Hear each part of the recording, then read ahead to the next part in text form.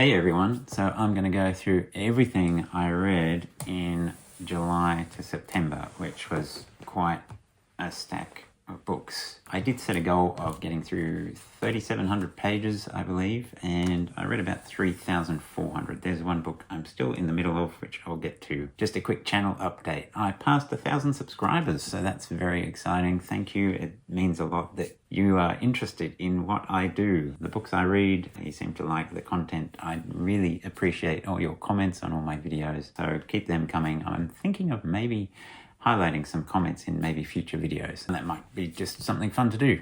So let's get to the books, and I'm going to go through these again in order of from lowest to highest ranking. Most of them are about 4 stars. There were quite a lot of good books, but let's start with the 3 stars. Well, there's only one 3-star, and it is Edge of Tomorrow. So I love this movie, Edge of Tomorrow. It's based on this book, which has an original title of All You Need Is Kill by Hiroshi Sakurazaka. This is one of those instances where the film is better than the book. It was an okay book, but they just really ran with the ideas in this book, and I think the movie did a much better job. And I'll go into more detail when I do a full review of this book.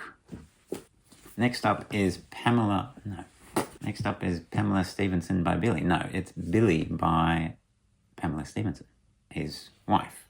This was interesting. I give this 3.5 stars. It was an interesting insight into his background. He had a very hard upbringing, and that reflects in kind of his approach to humor, I think. He had a lot of stories to draw on in his life, but he's just a really interesting guy.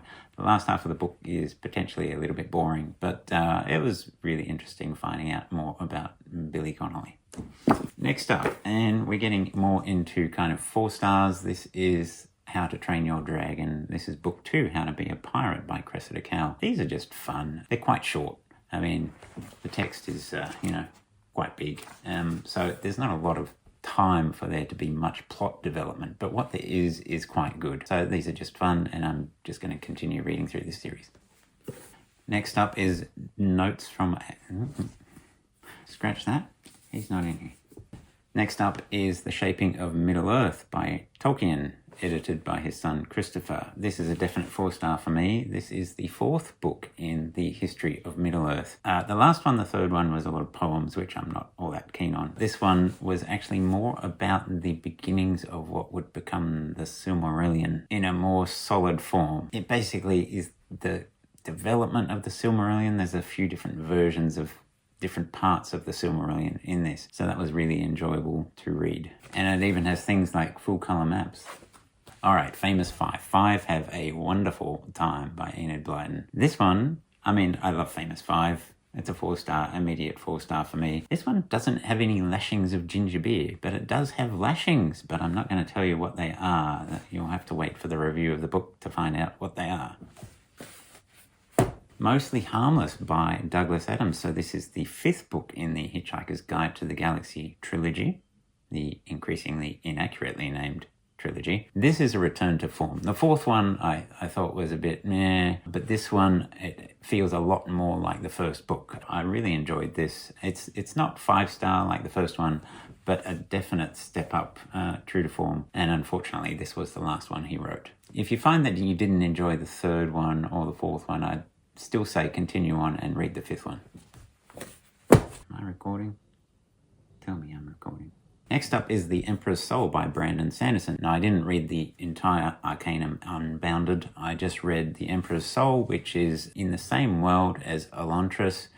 It's very, very vaguely in the same world. Like, you could almost imagine that they're totally different worlds. Anyway, it was very enjoyable. It's not a 5-star for me, but Brandon Sanderson is just so readable. This is maybe a case where there's a lot of hype about this one, that it's really, really good, and maybe I was a bit disappointed that it didn't quite live up to the hype for me, but I still thoroughly enjoyed it. So that's always a good thing. Next up, The Subtle Knife by Philip Pullman. So this is the 2nd book in the His Dark Materials series, the first one being The Golden Compass, or The Northern Lights. This, for me, it was a step up. I gave the first one 4 stars. I'm giving this one 4.5 stars. I think he definitely improved on the first one. This one's spread over 3 worlds, and there's a lot of interesting ideas that he develops, some concepts that he comes up with, which really raise this, I think, in terms of just the world building for me, just raises it that little bit more up from the first book. So very happy to be continuing with this series. And then we get Ship of Magic. This is book 1 of the Liveship Traders by Robin Hobb. It's not quite 5 star for me. This is 4.5 star. The reason is, well, I'll get to the reason. This is a fantastic book. I mean, what people say about the character work of Robin Hobb is true. She just writes characters so well. I mean, really, this is a family drama. Every character is distinct, and it's just interesting to follow the various people in the family interacting and what happens to them. The reason I don't give it 5 stars is it's very long. It's a very slow burn, and that's okay. Like, it's enjoyable, but there's not a lot of happy moments in this book, and it is long. And so I got to the end and it's like, okay, well, where is this going? In fact, for quite a lot of it, I wasn't quite sure where it was all going, but I'm happy to continue reading because it's just beautiful to read. So I'm looking forward to the next 2. And my one 5-star read of these 3 months is The Warlock of Firetop Mountain, Fighting Fantasy #1. Some people may be thinking, how can that beat Robin Hobb? This can beat Robin Hobb just because of the place in history of this book. This developed a whole genre of its own. There was the Choose Your Own Adventure, but this kind of started a whole different type of game book. So for that, it deserves its place as a 5-star book. I mean, some of the contents is potentially a bit silly, but it's just fun. I actually played through this, and I will do a full video about this. I actually almost got to the end. I just failed right at the end. But this is a great book. Just so many innovative concepts. So that's why this gets my book of the month, or book of the 3 months. Yep, definitely worth it.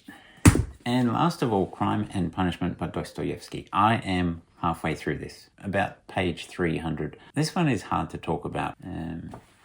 This is interesting. It's a little difficult to read at parts. The Russian names are a bit tricky to get used to, and some of the dialogue between the characters is a bit hard to follow at times. This is one of those books where I'm not sure what rating I'm going to give it, but I guess I will have to wait till I finish it to figure that out. As it stands, I'd probably be giving it a 3.5 or a 4.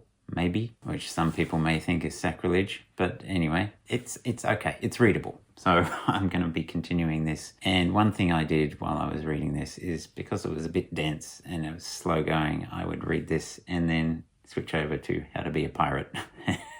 So read 20 pages of this and then read 30 pages of How to Be a Pirate, just as a way of having something easy to read after reading this dense stuff. So that's everything. Let me know in the comments whether you've read any of these and what you thought of them. Do you agree with my ratings or violently disagree? Now I'm going to go and record my TBR for the next 3 months. I'll see you in that one. See ya.